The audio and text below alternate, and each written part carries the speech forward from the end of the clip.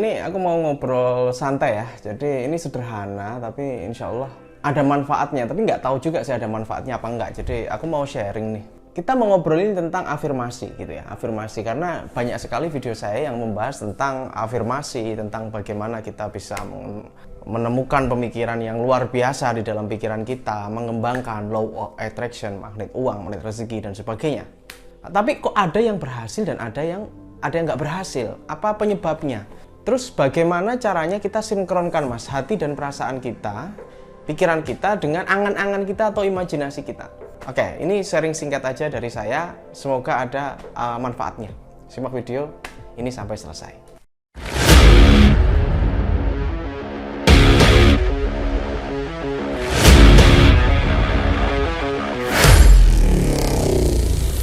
By the way, ini pengalaman saya pribadi teman-teman ya. Pengalaman saya pribadi itu gini. Dulu itu ketika saya masih nganggur ya, jobless dan nggak ada kerjaan. Saya itu bahkan pengen punya motor aja ini mikir gitu loh. Karena saya nggak punya motor waktu itu. Sepeda motor itu saya nggak punya. Dan saya itu mau memimpikan saya punya motor, kayaknya nggak ada gambarannya deh.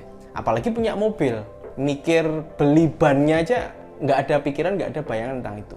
Memang bener, itu mengakibatkan diri saya ini kayak nggak punya motivasi. Salah satunya, ya itu akhirnya saya menjalani hidup saya apa adanya ya, ngeflow, ngalir gitu aja. Yang mengakibatkan diri saya memang nggak tumbuh. Saya melihat orang lain, ya bener lah dia anak orang kaya gitu kan. Kalau saya kan bukan anak orang kaya.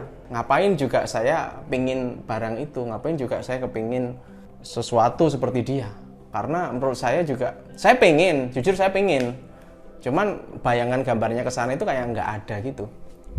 Nah lama-kelamaan, karena saya memang doyan baca buku ya teman-teman, saya memang doyan baca buku. Saya mulai nih, saya pergi ke Gramedia, biasanya itu dulu saya itu sukanya buku bacaan, dongeng, novel, komik, dan sebagainya. Saya coba nih beli-beli buku yang keren.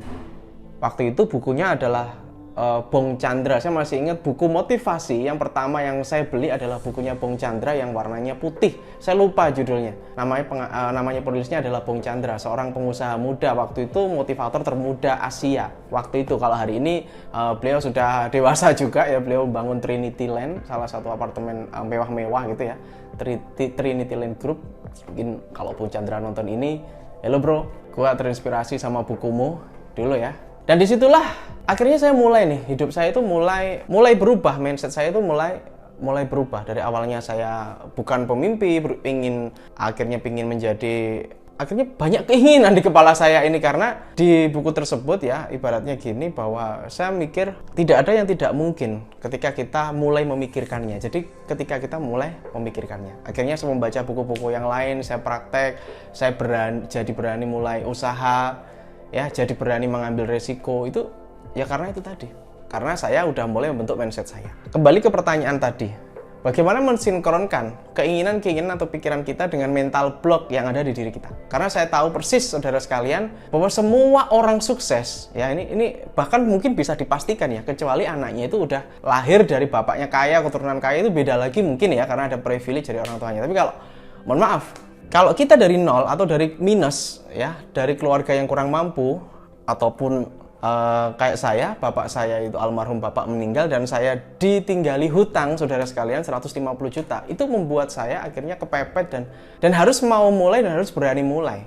Karena saya ada utang yang harus saya selesaikan ketika umur 21 tahun saya waktu itu. Selalu mempunyai mental block ya, termasuk saya ini. Saya ini juga dulunya banyak sekali mental block, dan saya yakin semua orang sukses yang berangkat dari nol atau bahkan minus di awalnya pernah mempunyai mental block. Cuman bagaimana nih mas mensinkronkan antara mental block dengan afirmasi kita? Ya karena di awal ini bukan hal yang mudah, apalagi kita yang tidak tahu persis tentang afirmasi, law of attraction, suruh mikirin hal-hal yang menyenangkan, tetapi dalam kondisinya hati kita susah. Kita membayangin mobil, aku pengen mobil mas warna misalkan expander warna merah, tapi di sisi yang lain kita ada tanggungan atau utang yang perlu dibayar. Nah bagaimana mensinkronkannya, bagaimana menepis itu? Kalau saya bilang saudara sekalian, sisihkan waktu untuk bermimpi ya, sisihkan waktu untuk bermimpi. Kalian juga mesti jadi pemimpi, karena semua orang berhasil, semua orang sukses itu awalnya dari impian atau keinginan atau imajinasi. Cuman sisihkan waktu juga untuk menghadapi kenyataan atau realita. Jadi realitanya kita harus cari uang untuk bayar utang. Realita, nyata. Tapi di sisi yang lain, di sisi imajinasi, ya kita harus bermimpi dong.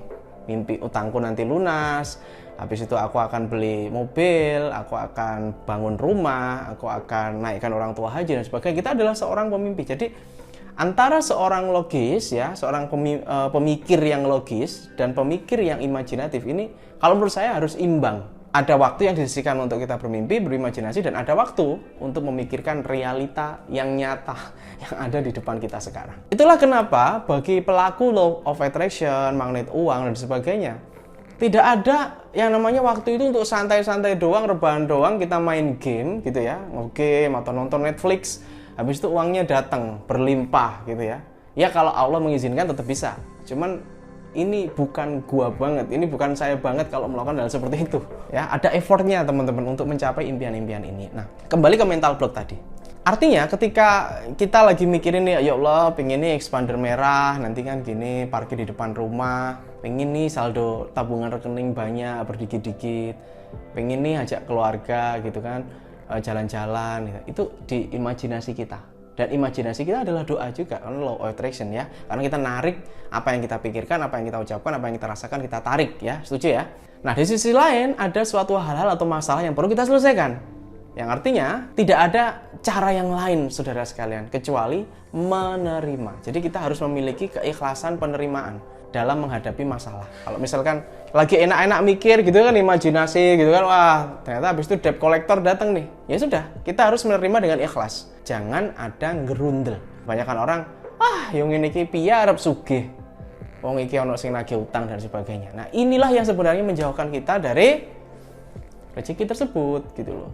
Tapi kalau kita menerima ikhlas, debt collectornya datang, monggo pak, masuk pak, gitu kan. Terus habis itu kita buatkan teh, kita buatkan kopi, ya habis itu dipersilakan masuk. Oh iya, mohon maaf pak, saya adanya cuma, misalkan pinjamannya angsurannya harusnya 1 juta ya, saya adanya cuma 200.000, atau saya belum ada uang ini pak, cuman insya Allah ini saya usahakan. Ya, habis ini saya mau keluar, saya mau cari rezeki pak, doakan ya gitu ya. Tetap kita hadapi. Ini membutuhkan ketenangan ekstra yang luar biasa, dan ini yang saya namakan dewasa dalam segi pengaturan emosional. Pengaturan emosionalnya harus dijaga. Jadi LOA, afirmasi dan sebagainya ini tetap, tambah lagi dengan ketenangan dalam menghadapi masalah, penerimaan. Yo ditompo gitu loh, maksudnya kalau ada tanggungan apa ditompo aja, enek masalah apa ditompo, diterima aja, ikhlas ya, diterima aja. Karena memang ya kita lagi hidup ini nyata, ini hidup ini real gitu ya. Jadi antara hidup yang real dan hidup dalam imajinasi ini dua-duanya penting. Selain itu nanti teman-teman juga sudah akan mulai punya perencanaan. Kalau saya dulu seperti itu. Ya saya hadapi, saya belum punya uang, ada debt collector datang ya saya temui, ya mohon maaf pak, bapaknya meninggal gitu ya. Tapi nggak bisa mas, ini kan hutang harus dibayar. Iya pak, sabar ya, nanti dirincikan dulu aja berapa hutangnya, nanti insya Allah jenengan kan punya nomor kontak saya ya udah kita kontak-kontakan dan akhirnya lunas saudara sekalian, lunas semua dalam tempo 2 tahun. Waktu itu saya menyelesaikan, ya di umur 23 lah saya menyelesaikan utang-utang itu semua, dan itu adalah pengalaman yang sangat berharga, dan saya pun juga tidak menyangka itu bakal lunas pak, karena di umur 21 tahun itu saya nggak kerja, jobless, nggak ada kerjaan. Nah disinilah akhirnya saya bisa menemukan korelasi antara menghadapi kenyataan, penerimaan tentang masalah, dan imajinasi, bermimpi dan sebagainya. Ini resepnya teman-teman ya, resep mungkin nggak cuma saya ya, ini kalau saya boleh dikatakan misalkan, mas boleh dong kasih resepnya gitu ya. Saya bukan dokter, jadi saya nggak akan ngasih resep yang macam-macam, karena ya pengalaman saya pribadi lah. Jadilah orang yang kepingin punya rasa ingin tahu yang tinggi, ini penting. Jadi misalkan ada seorang penjual bakso rame ya, penjual bakso laris gitu, atau penjual apa laris, orang bisnis apa kok enak gitu. Pelajari siapa yang membeli barang tersebut dan untuk apa, dan kenapa kok bisa laris, kenapa kok dia bisa, apa yang dia lakukan. Ketika kita memiliki ya rasa ingin tahu yang tinggi, maka nafsu untuk belajar kita itu akan lebih kuat. Jangan kita cuma diam bengong melihat orang lain sukses, ya sudah, ya itu kan dia gitu kan, itu kan dia, ya jelas lah dia sukses gitu kan. Tapi kita nggak ada pelajaran atau pengalaman yang kita ambil dari situ gitu. Terus itu yang pertama, selalulah kepo atau penasaran dengan orang kok bisa sukses itu kenapa, apa yang dia lakukan. Yang kedua adalah jangan pernah berhenti bereksperimen atau mencoba. Karena saudara sekalian, saya tuh bisnis sudah sekitar 10 tahun lebih ya.